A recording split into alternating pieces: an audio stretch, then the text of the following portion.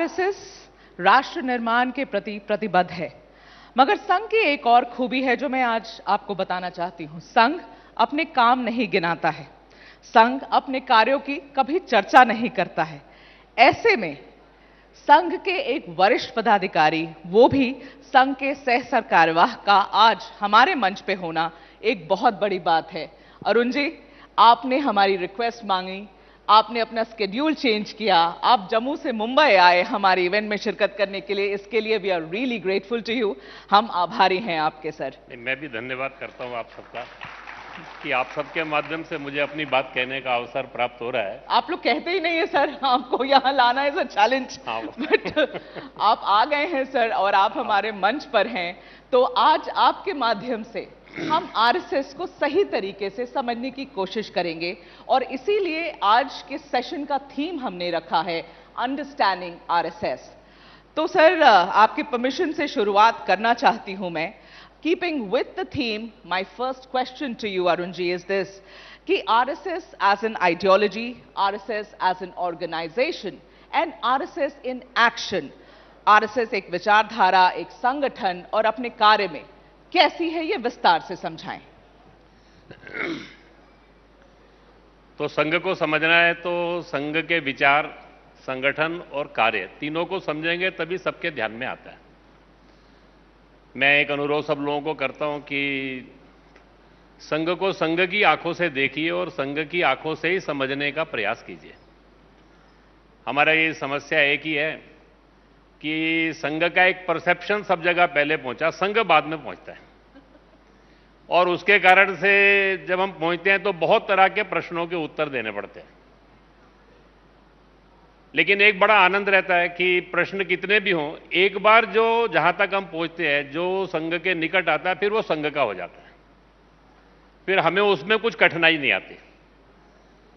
आपने बड़े अच्छे ढंग से पूछा है तो मैं तीनों बातें आपके सामने रखूंगा। संघ के विचार को समझना है तो एक सिंपल वाक्य के अंदर है, उसी में एक शब्द ऐसा है जिसको लेकर बहुत मिसअंडरस्टैंडिंग भी होती है। हमारा एक मूल कन्विक्शन है, भारत एक राष्ट्र है, प्राचीन राष्ट्र है, सनातन राष्ट्र है, हिंदू राष्ट्र है। हम जब ये कहते हैं तो देश में तीन विचार आज के समय के अंदर प्रचलित हैं।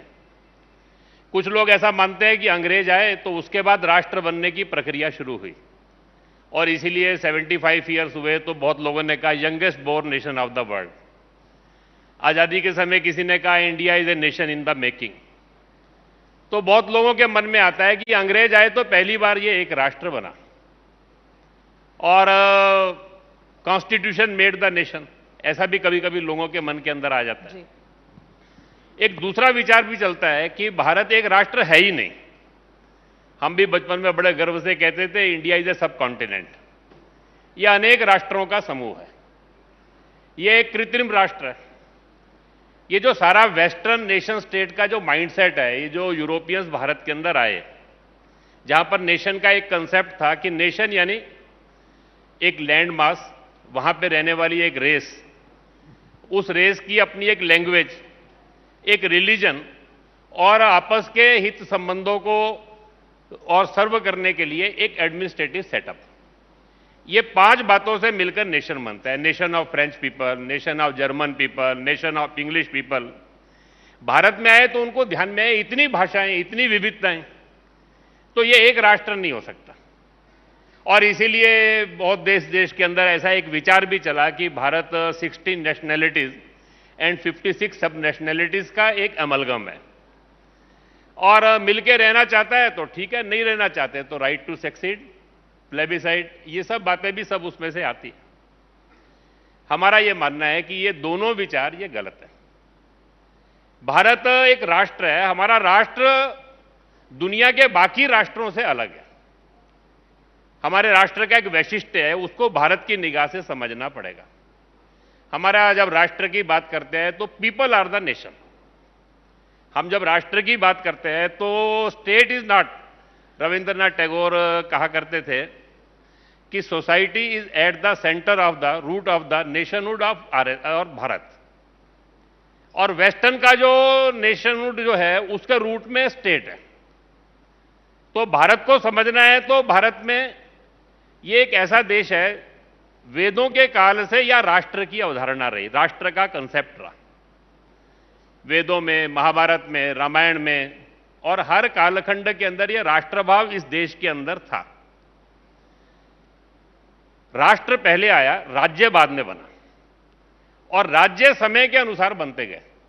आवश्यकता के अनुसार हमारे देश में राज्य का स्वरूप भी बदलता गया। और अगर राष्ट्र की बात करनी है तो भारत एक ऐसा राष्ट्र है कि जिसकी thousands of years of continuous living एक जर्नी है। कोई पूछे काशी का इतिहास कितना पुराना है, उज्जैन का कितना पुराना है, कांची का कितना पुराना है, तो एक बात तो निश्चित है कि दुनिया में कोई और नगर की ऐसी लिविंग कंटिन्यूअस जर्नी नहीं है जैसे इनकी है। और ये चिरंतन राष्ट्र है, सनातन राष्ट्र है। आप रामायण को पढ़िए, महाभारत को पढ़िए, मैगस्थनीज को पढ़िए, फाइयान को पढ़िए, और वहां से आने तक अंग्रेज के यूरोपियंस को पढ़िए। पीछे एक मीनाक्षी जैन जी ने पुस्तक लिखी, एज दे सा भारत, 4 वॉल्यूम्स के अंदर है। उसको पढ़ेंगे तो ध्यान में आएगा हम सब लोगों को। 600 से ज्यादा विदेशी ट्रेवलर्स को उन्होंने वर्णन किया। सबने एक ही बात कही, सारे देश के अंदर विविधताओं की, भाषाएं अनेक, खान पान अनेक, लेकिन राष्ट्र एक। तो पीपल मेड द नेशन। और हिंदू जो है ये रिलीजन नहीं है। हम जब हिंदू कहते हैं तो इट इज अ टर्म जो ये मानती है मातृभूमि के प्रति श्रद्धा, सब ईश्वर को प्राप्त करने के मार्ग सच्चे मार्ग हैं, सबको अपने अपने मार्ग पे चलने की स्वतंत्रता है। इसको जो कहते हैं ये एक हमारा नेशनहुड है, वो हिंदूनेस है। हिंदू ये रिलीजन की निगाह से नहीं देखना। दूसरी बात है, हमारे समाज जीवन के अंदर बहुत उत्थान पतन आए। जब हम अच्छे थे तो अपने कारण, जिन्होंने संघ को प्रारंभ किया, डॉक्टर एडगेवार, वो कहा करते थे अपनी कमियों का या हमारा पतन हुआ तो इसका दोष दूसरों को मत दीजिए, हमारे में कुछ कमियां आ गई।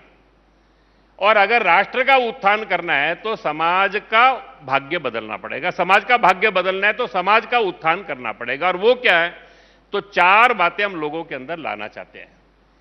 एक, राष्ट्र का भाव, राष्ट्र सर्वोपरि, देश के लिए एक निस्वार्थता का भाव, समाज के अंदर संगठन, मिलकर काम करना, और अनुशासन। ये 4 बातें जब समाज में होती है तो समाज उन्नति करता है।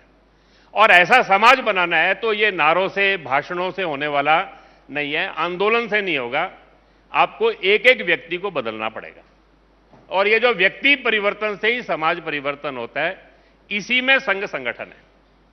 संघ ने कहा कि जैसा समाज बनाना है वैसा व्यक्ति बनाइए। ऐसे व्यक्ति समाज में धीरे धीरे करके उनकी संख्या बढ़ाइए। एक ऑप्टिमम लेवल पे जब ऐसे व्यक्ति आ जाएंगे तो समाज का वातावरण बदल जाएगा और समाज जो है वो अपने को री इन्वेंट करके समाज आगे बढ़ने के लिए तैयार हो जाएगा। इसको हम कहते हैं राष्ट्रीय स्वयंसेवक संघ संगठन। नागपुर में संघ प्रारंभ हुआ, सारे देश के अंदर शाखा और मिलन। हमने देश के हर प्रांत में पहुंचे, हर जिले में पहुंचे, नगर खंड में पहुंचे। अभी हमारा अगला टारगेट है कि 10,000 पॉपुलेशन पर हमने ग्रामीण क्षेत्र में मंडल और बस्ती बनाई है नगर में, वहां तक हमको पहुंचना है। 1,20,000 यूनिट में अभी हम 65% ऑफ द यूनिट्स में लगभग पहुंच चुके हैं। शताब्दी वर्ष तक हमारा टारगेट है कि ऐसी सब यूनिट्स तक हमको पहुंचना। एक 50 लाख के लगभग स्वयंसेवक हैं। ये सारे जो स्वयंसेवक हैं, जब हम कहते हैं इन एक्शन, तो हमारी इनसे 3 अपेक्षा है। एक, आप समाज राष्ट्र के नाते जो चाहते हैं वो सब अपने जीवन में लेकर आइए। आपके शब्द नहीं, आपका जीवन बोलना चाहिए। एक जिम्मेदार देशभक्त नागरिक के नाते जो जो आप अपेक्षा करते हैं वो हमारे जीवन में हो। दूसरी बात, आप जहां रहते हैं वहां जितने भी अच्छे काम चलते हैं या समाज की आवश्यकता है उसके अंदर आप भागीदारी करिए। समाज में कोई क्राइसिस आ सकता है, कोई युद्ध आ सकता है, कोई आपदा आ सकती है, कोई कोविड का समय हो सकता है, कोई समाज में अच्छे काम हो सकते हैं, तो उसके साथ आप जुड़िए। और तीसरी बात, हर व्यक्ति से हम ये कहते हैं कि आप अपने जीवन के अंदर कम से कम एक काम ऐसा करिए जिसमें अपनी योग्यता, प्रतिभा, क्षमता का उपयोग, उसके बदले आपको कुछ पैसा नहीं कमाना। समाज के लिए कुछ समय देना, कुछ पैसा देना, तो अपनी रुचि प्रतिभा के अनुसार लोग काम करते हैं, अपना अपना कार्य क्षेत्र तय करते हैं। आज संघ के स्वयंसेवक समाज को साथ लेकर 50 से ज्यादा संगठन और एक 500 से ज्यादा संस्थाएं बनाकर समाज जीवन के अलग अलग क्षेत्रों के अंदर काम करते हैं। बहुत विविध तरह के क्षेत्र हैं, वो लोकल चैलेंजेस भी हो सकते हैं, वो नेशन वाइड कुछ इश्यूज भी हो सकते हैं, उनके अंदर काम करना, ये अपने राष्ट्रीय स्वयंसेवक संघ का और एक विचार, संगठन और कार्य है। तो सर, आपसे फिर हम अंडरस्टैंडिंग आरएसएस पे बात कर रहे हैं, तो ये पूछना जरूरी है आपसे कि आपके जो विरोधी हैं वो बार बार एक बात दोहराते हैं कि राष्ट्रीय स्वयंसेवक संघ आरएसएस एक कट्टर संगठन है, एक कट्टर ऑर्गेनाइजेशन है जो समय के साथ नहीं बदलता। क्या ये सच है? तो पहली बात तो यह है कि हमारा विरोधी कोई नहीं है। हमारा काम सर्वेशाम अविरोधन है। हम मानते हैं कि संघ में दो ही तरह के लोग हैं, एक जो संघ में आ गए, एक जो संघ में आना बाकी है। तो जो कभी कभी हमको विरोधी लगते हैं तो हम अपनी कमी मानते हैं कि इतने साल में हम उन तक पहुंच नहीं पाए। जिस दिन हम उन तक पहुंच जाएंगे उस दिन वो भी हमारे हो जाएंगे। तो इसलिए विरोधी तो कोई नहीं है। दूसरा जो मैंने कहा कि हमारा परसेप्शन पहले पहुंचा है जी, वो परसेप्शन लेकर वो कुछ बातें हैं, तो मुझे लगता है कि हम उन तक पहुंचने का प्रयास कर रहे हैं। आने वाले समय के अंदर जैसे वो संघ के निकट आएंगे या हम उन तक पहुंचेंगे तो उनकी सोच भी बदल खत्म हो जाएगी।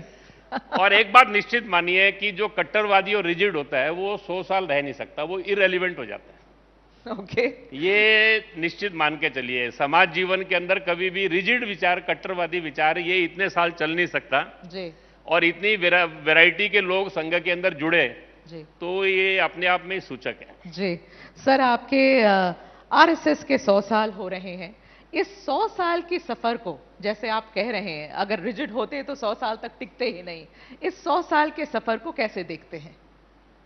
100 साल के सफर को कुछ बातों की तो सेटिस्फेक्शन है जी। एक अनसेटिस्फेक्शन, एक डिससेटिस्फेक्शन भी है। किस बात की तो dissatisfaction? सेटिस्फेक्शन इस बात की है कि 100 साल बाद भी संघ संघ है। ओके, हम जिन बातों को लेकर चले वो आज भी मेंटेन है हमारे में। दूसरी बात, संघ आज भी जवान है, युवा है, ये बूढ़ों का संगठन नहीं है। संघ में नई जनरेशन उसी प्रकार से आ रही है, तो संघ को इस बात का भी सेटिस्फेक्शन है। तीसरी बात ऐसी है कि समाज ने संघ को स्वीकार किया। एक बड़ी संख्या में समाज अपने आप संघ के साथ जुड़ने को तैयार हो रहा है। डिससेटिस्फेक्शन ऐसा है कि जिन्होंने संघ की स्थापना की थी, डॉक्टर हेडगेवार, तो उन्होंने एक बात कही थी, संघ का जन्म अपनी शताब्दियां मनाने के लिए नहीं हुआ। हम शीघ्र अपने काम को पूरा करना चाहते हैं। हमारे को डिससेटिस्फेक्शन ऐसी है कि हम जो करना चाहते थे कि जैसा समाज बनाना है, वो जो हमारा सपना था, वो समाज बनाने के काम में हमको 100 साल लग गए और कुछ समय और भी लगेगा। इतने साल नहीं लगने चाहिए थे। एक ही डिससेटिस्फेक्शन हमें है। तो अभी जहां तक पहुंचना था संघ वहां नहीं पहुंचा है। लेकिन सर, इन 100 सालों में, जैसे आपने समाज की बात करी, इन 100 सालों में हमारे समाज ने भी कई बदलाव देखे हैं। कुछ ऐसे भी बदलाव हुए हैं जो सिर्फ भारत तक सीमित नहीं है, पूरी दुनिया में हम देख रहे हैं। लेकिन जब भारत की हम बात करते हैं, समाज में बदलाव की बात करते हैं, तो ये बताना चाहूंगी कि राष्ट्रवाद की जो भावना हम पिछले कुछ सालों में भारत में हमने देखा है, लोग बहुत आकर्षित हो रहे हैं राष्ट्रवाद की भावना की तरफ। सनातन की बातें कर रहे हैं, सनातन की तरफ झुकाव हो रहा है, तुष्टीकरण की राजनीति को वो नकार रहे हैं। ये जो बदलाव समाज में पिछले कुछ सालों में हम लोगों ने देखा है, इसकी वजह संघ क्या देखता है? मुझे लगता है कि देश की स्वाधीनता के बाद हमको हमारे भाग्य के निर्धारण का अवसर प्राप्त हुआ। 1000 ईयर हमारा कंटिन्यूअस स्ट्रगल में रहा। ये जब तुर्किश, मुगल, ये जो इन्वेजन हुए, उस सारे में हमारे इंस्टीट्यूशन कोलैप्स कर गए जी। ब्रिटिश राज रहा तो लॉस ऑफ मेमोरी हो गया, आत्मविस्मृति हो गया। ये जो 75 ईयर्स है, इस 75 ईयर्स में हमको हमारे भाग्य के निर्धारण का अवसर जब प्राप्त हुआ है, तो धीरे धीरे करके अपने को जानने की इच्छा भी लोगों की बढ़ी है जी। और ये जो सारे देश के अंदर राष्ट्रभाव, या जिसको हम कह रहे हैं कि अपनी संस्कृति का गौरव, ये सब जो जग रहा है, ये it is a positive sign. Okay, ये जो भारत की आध्यात्मिकता आधारित हजारों साल का जो जीवन था, उसको जानने की इच्छा जी, और उसके साथ जीने की इच्छा समाज की खड़ी हो रही है। ओके, आप जो यंग पीढ़ी का अभी जो म्यूजिक प्रेजेंटेशन देख रहे थे, या मैं कभी कभी art of living, Jaggi Vasudev ji, ऐसे सब लोगों के यहाँ देखता हूं, या हमारे पास भी जो लोग आते हैं वो जब प्रश्न करते हैं तो उनके मन के अंदर दो ही बातें होती हैं। एक अपनी देश संस्कृति को जानने की इच्छा, और दूसरा how we can contribute. Okay. और तुष्टीकरण की राजनीति तो नकारनी चाहिए सबको, मुझे लगता है। ये जो मॉन्टेमिर्लो अवार्ड से लेकर, खिलाफत से लेकर जो अपीजमेंट की पॉलिसी चली, उसका कारण देश का विभाजन हुआ जी। बहुत अनफॉर्चुनेट था। हजारों साल राज्य दूसरों का रहा, राष्ट्र बटा नहीं। पहली बार भारत का विभाजन जो है ये 47 में हुआ due to this politics of appeasement. मुझे लगता है कि समाज में राष्ट्रभाव जगेगा तो ये पॉलिटिक्स ऑफ अपीजमेंट समाप्त होनी थी सारे उसमें से, तो उसका ये परिणाम है। सर, हम बदलाव की बात कर रहे हैं तो आपसे ये बात पूछ ही लूं कि जब से भाजपा सरकार में आई है तब से आरएसएस के लिए क्या बदला है? क्या ये सच है कि लोगों की उम्मीदें आरएसएस से बहुत ज्यादा जग गई है? उनको ऐसे लगता है जैसे सरकारी कोई काम हो तो आरएसएस को अप्रोच कर लो, आरएसएस सुपर पावरफुल है, यहां बोलो तो सारे काम हो जाएंगे। कैसे एक्सपेक्टेशंस हैंडल कर रहे हैं लोगों की? ये तो सच्चाई है, ये समाज में जरूर बदला है। नहीं, मुझे लगता है कि संघ के काम के लिए, संघ का काम एक एक व्यक्ति को जोड़ने का काम है जी। ये जोड़ने का काम अपनापन, आत्मीयता के आधार पर ही होता है, मित्रता के आधार पर ही होता है जी। तो बीजेपी की सरकार आने से संघ के काम में कोई अंतर पड़ेगा ऐसा होने वाला नहीं है। वो तो संघ के स्वयंसेवकों के, कार्यकर्ताओं के परिश्रम के आधार पर ही होने वाला है।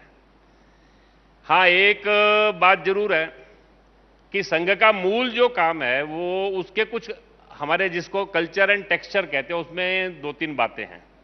एक है प्रसिद्धि परागमुखता, हम लोग प्रचार से दूर रहते हैं। अनामिकता, हम नाम वगैरह को आगे बढ़ाते नहीं है सारे उसमें से। या हम जिसको कहते हैं कि निस्वार्थता। ये जो अनामिकता है, प्रसिद्धि परागमुखता है समाज के अंदर, तो आज संघ सेंटर ऑफ अट्रैक्शन भी है कभी कभी।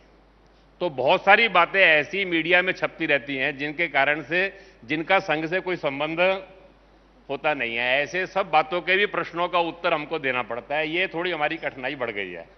पर लोग जब दूसरी जो बात आपने कही कि जो लोग कुछ कामों के लिए आते हैं, आने के बाद आने वाला अपनी अपनी दृष्टि से आता है, लेकिन आने के बाद थोड़े दिन बाद उनको ध्यान आ जाता है कि यहाँ कुछ होने वाला तो फिर वो टिकता वही है जो हमारा हो जाता है। वो आने वाला हर भाव से आता है। बाकी एक जरूर हम करते हैं कि ऐसे सब लोग अगर कुछ जेन्युइन बातें ऐसी बताते हैं तो राजनीतिक क्षेत्र में अपने स्वयंसेवक जो काम करते हैं उन तक हम जेन्युइन बातें पहुंचाते भी हैं। लेकिन लोगों के व्यक्तिगत काम, ये सारी अपेक्षाओं से सामान्यतः इन सब में संघ जाता नहीं है। जो लोग आते हैं वो थोड़े दिन में उनको ध्यान में आ जाता है कि यहाँ ये हम थोड़ा गलत दरवाजे पर आ गए, समय खराब कर लिया, फिर वो अपने सही रास्ते को ढूंढना प्रारंभ कर देते हैं। अच्छा, वो हमें ज्यादा दिक्कत नहीं है। ओके। नाउ अरुण जी, एक शब्द है परसेप्शन, और ये बड़ा प्रभावी शब्द है, और परसेप्शन हमारे समाज में ज्यादातर मीडिया ही बनाती है। इसलिए मैं दुनिया की एक जानी मानी मैगजीन इकोनॉमिस्ट, उन्होंने हाल फिलहाल संघ के ऊपर एक आर्टिकल लिखा। शीर्षक उस आर्टिकल का था inside the RSS, the world's most powerful volunteer group. Economist ने लिखा था ये, और बहुत पॉपुलर हुई ये आर्टिकल। मैं उस आर्टिकल से एक एक्सर्प्ट पढ़ना चाहती हूँ, फिर आपसे सवाल पूछना चाहती हूँ। उन्होंने इस आर्टिकल में ये लिखा, to be close to the RSS is to be close to power. A former head of India's space agency was in the audience, as was at least one billionaire. And if Mr. Bhagwat's speech echoed themes beloved of India's Prime Minister, Mr. Modi, that is because he is one of the club. He joined the RSS when he was 8 and was a full-time RSS pracharak until he entered politics in his 30s. Since being elected Prime Minister in 2014, Mr. Modi has filled his cabinet with RSS men. आप इसका क्या जवाब देंगे? मोदी जी ने अपने cabinet में RSS के लोगों को भर दिया है, यही है एक्यूजेशन। तो मोदी जी का प्रधानमंत्री बनना ये जनसंघ और बीजेपी की 1951 से लेकर 2014 की साधना का परिणाम है जी। 63 इयर्स की उनकी जर्नी है जी। एक पॉलिटिकल पार्टी के नाते एक पॉलिटिकल पार्टी का जन्म हुआ। पहले इलेक्शन में रिकॉग्नाइज नेशनल पार्टी बनी, 4 सांसदों से वो शुरू हुए और वहां से चलते हुए 2014 में वो बने। तो मुझे लगता है कि ये जो उनकी साधना है पार्टी की, उसका ये परिणाम है। और Modi ji field his cabinet with the persons, ये जो हमारा डेमोक्रेटिक सिस्टम, पार्लियामेंट्री सिस्टम है, उसके जो इलेक्टेड लोग हैं उनको उन्होंने भरा है। वो कोई आरएसएस के लोगों को नहीं भरा उन्होंने। जो इस पार्लियामेंट्री डेमोक्रेटिक सिस्टम में से चुनकर आए उनको उन्होंने लिया है। They are representative of people, people have voted them, people have selected them. Out of दो selected, Modi ji have selected his cabinet. Yes, तो इतना ही हमको मान के चलना चाहिए सारे उसमें से। और संघ के निकट आने जो लोग आते हैं, जो आपने कहा बहुत सारे लोग आते हैं, वो हमारी संघ की साधना है। हमारा संघ का एक संपर्क विभाग है, आउटरीच है। मान लो आज हमारे कार्यक्रमों में कोई इंडस्ट्रियलिस्ट आता है या स्पेस साइंटिस्ट आता है, तो वो 5 साल 10 साल की हमारी साधना होती है जी। हम वर्षों से उनको संपर्क करते हैं, उनके साथ संबंध बनाते हैं, हम कांटेक्ट करते हैं, फिर उनके साथ कम्युनिकेशन करते हैं, फिर हम उनके साथ रिलेशंस कल्टीवेट करते हैं, फिर उनको संघ के निकट लाते हैं। वो उसके कारण से संघ के कार्यक्रम में आते हैं, okay, not due to this power change. वो सब लोग जो है, और ये प्रक्रिया हमारी आज से नहीं है जी। जिस समय बीजेपी पावर में नहीं थी उस समय भी ये प्रक्रिया चलती थी जी। अभी हमारे पास कार्यकर्ता ज्यादा है तो हमारा आउटरीच ज्यादा है जी। जिस समय संघ छोटा था तो हमारा आउटरीच ये कम था। ये संघ के काम का हिस्सा है। मुझे लगता है कि जो लोग संघ के कार्यक्रमों में ऐसे सब आते हैं वो इसलिए नहीं आते कि they want to come near the power through RSS. Okay, वो हमारे संघ के संबंधों के परिश्रम के कारण से आते हैं। दोनों की अपनी अपनी साधना है। और उस क्षेत्र में जिन लोगों ने काम किया है वो मोदी जी की कैबिनेट में चले गए। संघ में जो लोग काम कर रहे हैं उनके काम के परिणाम के कारण से संघ आगे बढ़ रहा है। सर ऐसा है, इतने कार्यों की बातें आप कर रहे हैं, कितने आप लंबी साधना की बात करते हैं, लोगों के साथ रिलेशनशिप कल्टीवेट करने की बात करते हैं। मैं कहूंगी कि समाज में कई तरह के काम करती है संघ। कहीं आदिवासी लड़कियों के लिए स्कूल चलाते हैं, कहीं आप स्पेशली एबल्ड लोगों के लिए संस्था चलाते हैं, लेकिन सब करते हैं आप लोग, तो चुपचाप क्यों रहते हैं? उसके बारे में बोलते क्यों नहीं है, क्यों नहीं बताते हैं? उसमें एक कारण ऐसा है, दो बातें उसके पीछे हैं। एक है man making, nation building. Man making संघ करता है। समाज के काम में हम समाज के सहयोग से काम करते हैं, केवल हम नहीं करते। तो बहुत समाज का तरह तरह के सहयोगों से ही ये समाज के सब काम चलते हैं, चाहे किसी भी फील्ड में हो। तो अकेले संघ श्रेय लेगा तो ये अच्छी बात नहीं है। हम इनिशिएट करते हैं, समाज के लोगों को साथ जोड़ते हैं, समाज की बहुत सारी संस्थाओं का भी सहयोग लेते हैं, उनके साथ मिलकर हम काम करते हैं। तो हम कहें कि संघ ने ऐसा किया, ऐसा हम कभी नहीं कहेंगे, क्योंकि उसमें सबका कंट्रीब्यूशन है। ओके। दूसरी बात, हमारा संघ का मानना है कि काम करते हैं तो उसका प्रचार होता ही है। जितना काम होगा उतना प्रचार होगा। काम से ज्यादा प्रचार करने की कोशिश नहीं करनी चाहिए। जब काम से ज्यादा प्रचार हो जाता है तो अपेक्षाएं बढ़ जाती हैं, तो समस्याएं भी बढ़ती हैं।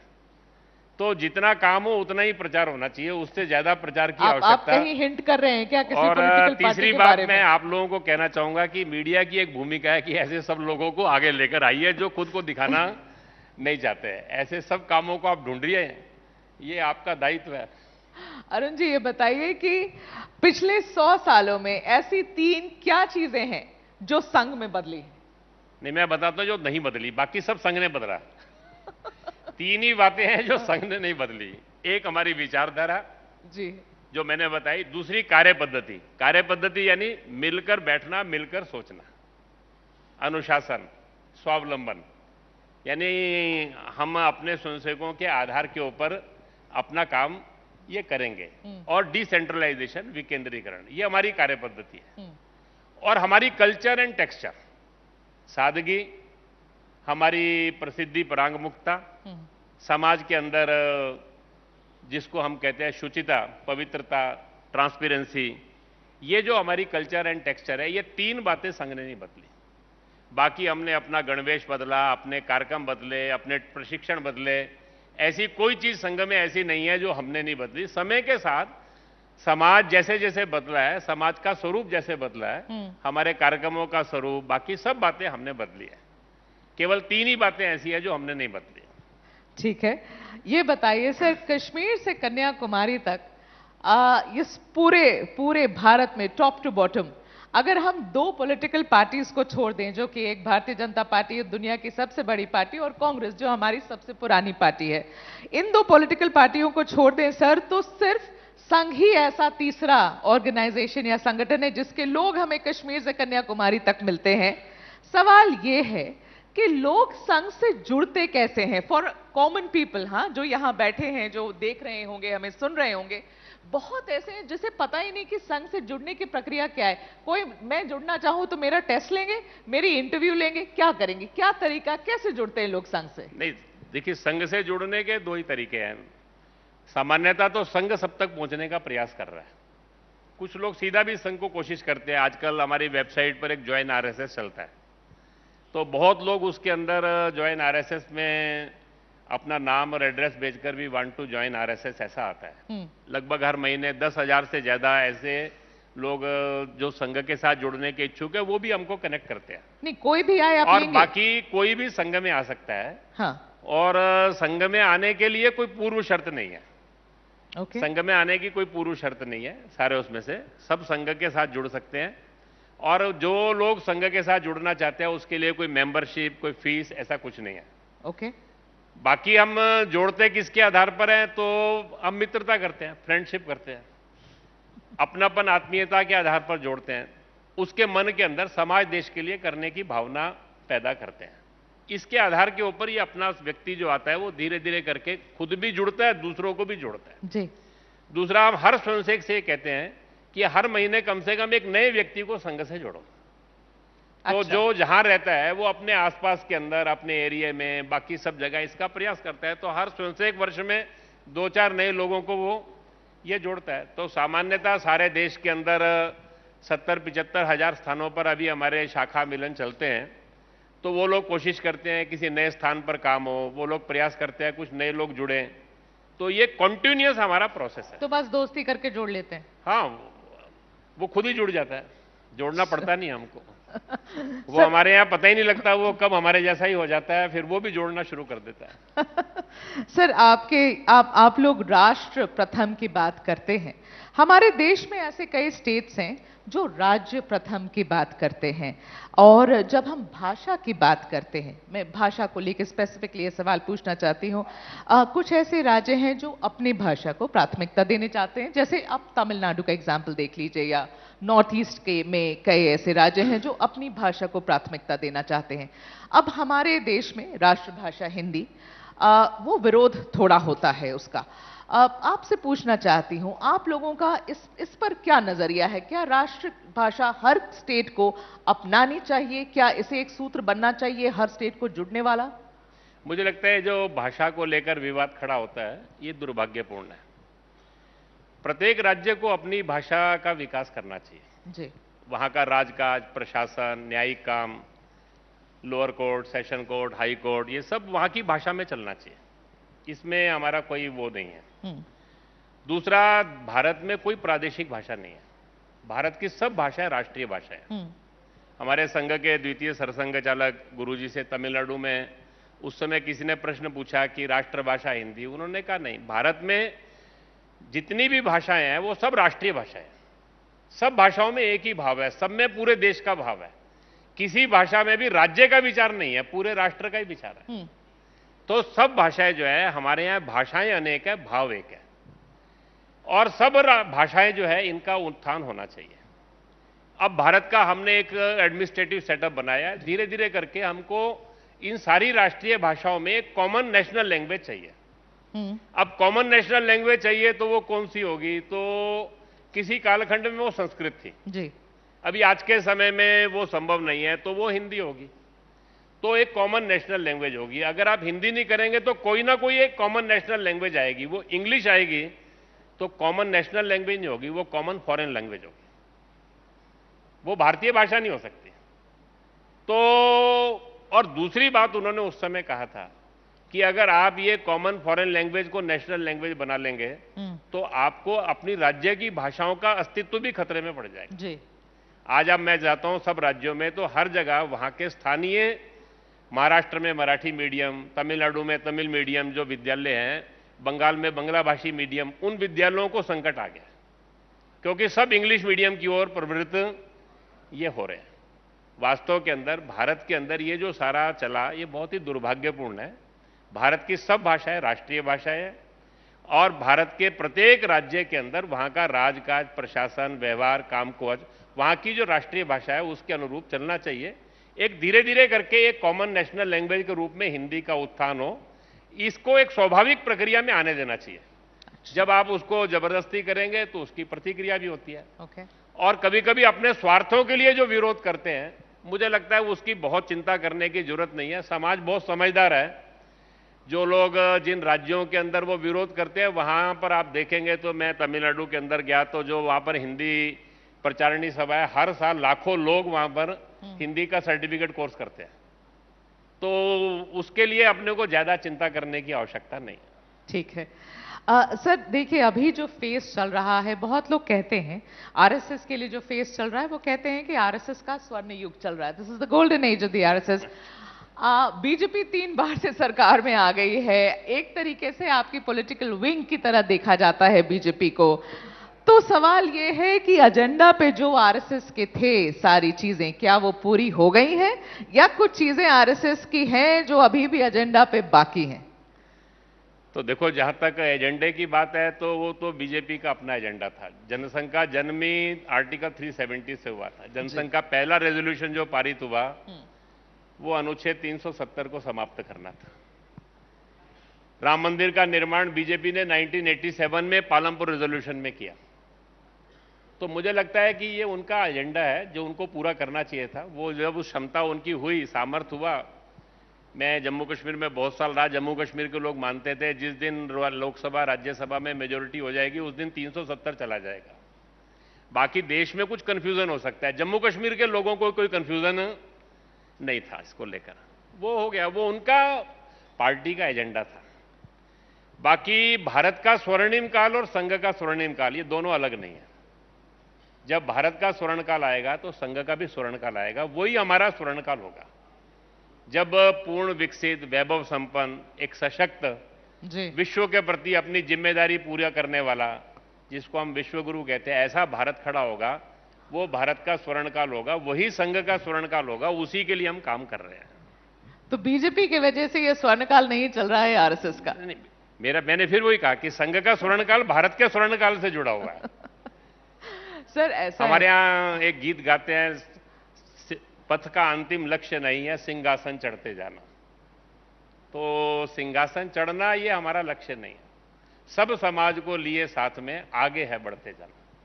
हम पूरे समाज को एक एकात्म देशभक्ति से ओतप्रोत, जाति भेदों से ऊपर उठकर इस भारत माता की संतान, प्रत्येक मेरा सगा भाई, इस भाव के साथ अपने देश के लिए जीने वाला समाज खड़ा हो और वो समाज अपने राष्ट्र को परम वैभव शक्तिशाली बनाकर विश्व कल्याण के अपने लक्ष्य को, कृणवंतो विश्व मार्यम के लक्ष्य को पूरा करने वाला बने।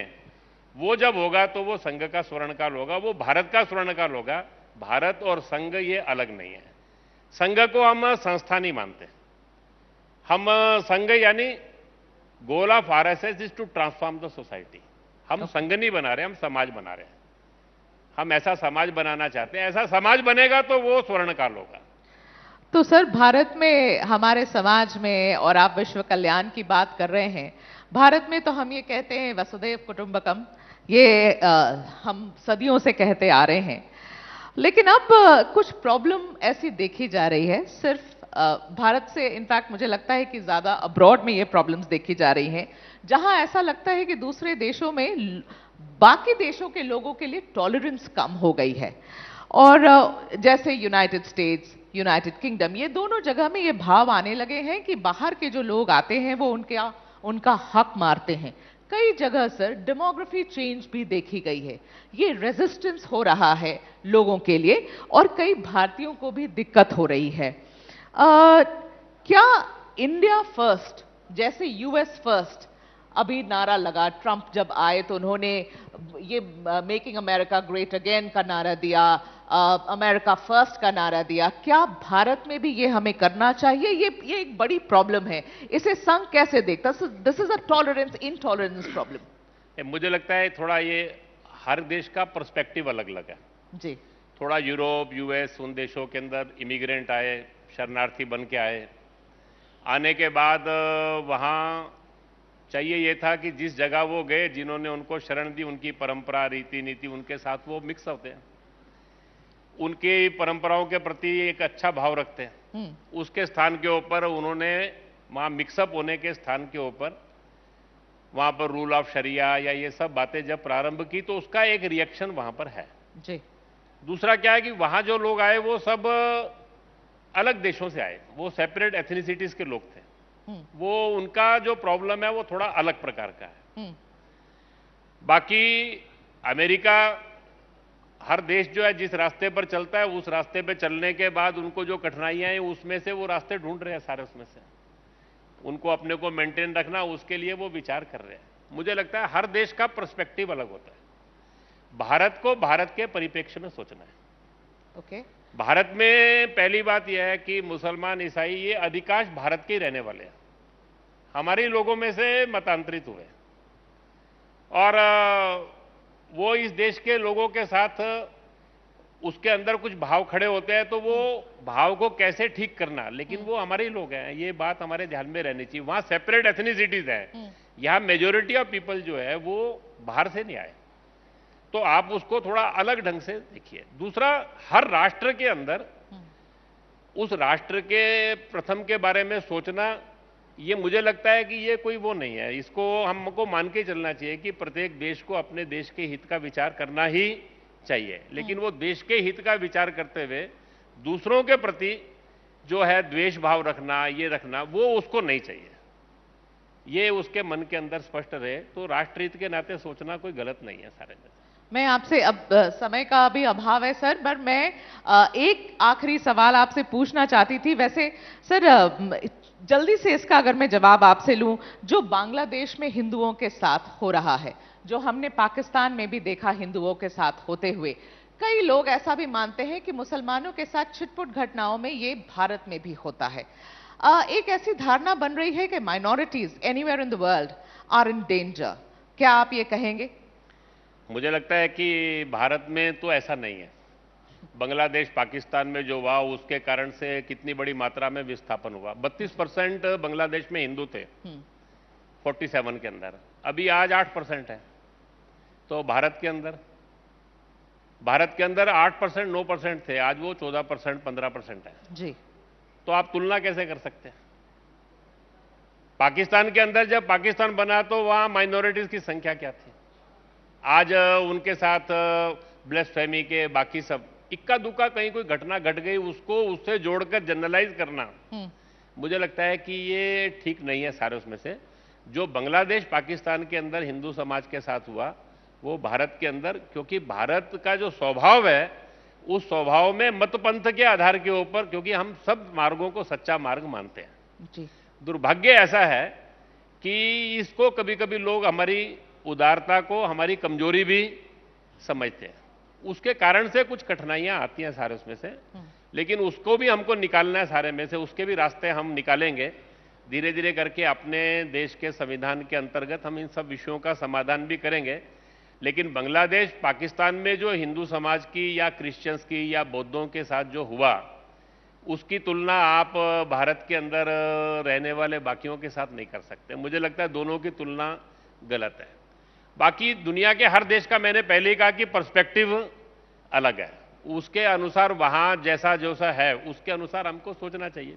ओके, जनरलाइज नहीं करना चाहिए। ओके, मेरा आखिरी सवाल सर ये आपसे, और ये कल ही प्रधानमंत्री जी ने कहा है, इसलिए ये सवाल पूछ रही हूं। नरेंद्र मोदी जी ने कल कहा कि आरएसएस एक वट वृक्ष के रूप में है, एक वट वृक्ष है, ऐसा कहा उन्होंने ये कहा कि आरएसएस ने लाखों लोगों को देश के लिए जीने की प्रेरणा दी है। आरएसएस, तो ये सवाल आपसे सर कि फिर आरएसएस को कैसा लगता है जब उनके बीच का एक स्वयंसेवक प्रधानमंत्री बन जाता है?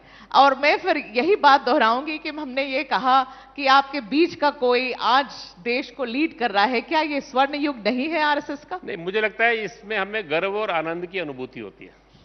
दोनों की होती है। हमें गर्व भी होता है, आनंद भी होता है। हमारे साथ रहा हुआ एक स्वयंसेवक अपने जीवन के अंदर अपने अपने क्षेत्र में शीर्ष पर पहुंचता है जी तो उसका आनंद होता है और गर्व तो होता ही है स्वाभाविक के तौर पे उसके ऊपर। वो फीलिंग हमारी है। बाकी मैंने फिर वही कहा कि हमारा स्वर्ण युग तो वही होगा जब भारत जैसा हम चाहते हैं वैसा भारत बनेगा। वही हमारी कल्पना है सारस में से।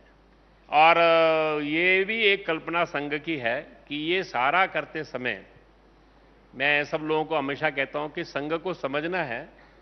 तो जब संघ प्रारंभ हुआ था तो डॉक्टर साहब ने एक ही बात कही थी, हम जैसा भारत बनाना चाहते हैं वैसा भारत बन गया और ये भारत संघ ने बनाया।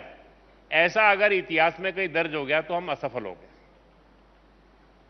संघ को अपना नाम इतिहास में अमर नहीं करना, ऐसा संघ के मन में बिल्कुल भी कल्पना नहीं है। इसीलिए जो मैंने पहले कहा कि संघ कभी भी किसी भी बात का श्रेय नहीं लेना चाहता। हम समाज बनाना चाहते हैं, ऐसा समाज जो है वो राष्ट्र बनाएगा। हमारी जो कल्पना है वो समाज बनाने की है। देशभक्ति, अनुशासन, संगठन और निस्वार्थता, त्याग, समर्पण, इसके आधार पर जीने वाला भारत खड़ा करना, ये हमारा काम है। जिस दिन ये भारत बनेगा, वो जैसा भारत हम बनाना चाहते हैं वो बनाएंगे। तो वो भारत बनाने का काम समाज का है, वो हमारा नहीं है। और हमारा काम ऐसा समाज बन जाए, ऐसा वातावरण खड़ा करने का है, वो हम करने में लगे हुए हैं। मुझे लगता है कि 100 साल में हम अपने लक्ष्य से अटके नहीं, भटके नहीं, रुके नहीं, लगातार आगे बढ़ रहे हैं। समाज का जिस प्रकार का सहयोग है, बहुत शीघ्र अतिशीघ्र आने वाले समय के अंदर जैसा हम समाज देखना चाहते हैं चित्र, वो हम देखेंगे। और उसके बाद भारत का स्वर्णकाल खड़ा होगा भारत के समाज के आधार के ऊपर। आप सब लोगों ने मुझे यहाँ निमंत्रण दिया, मेरी बात सुनी, उसके लिए मैं आप सबका हार्दिक धन्यवाद करता हूँ। आभारी हूँ।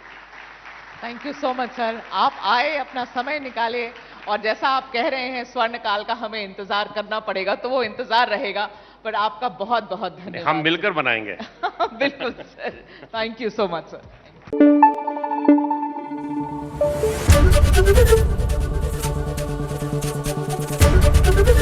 एबीपी न्यूज आपको रखे आगे।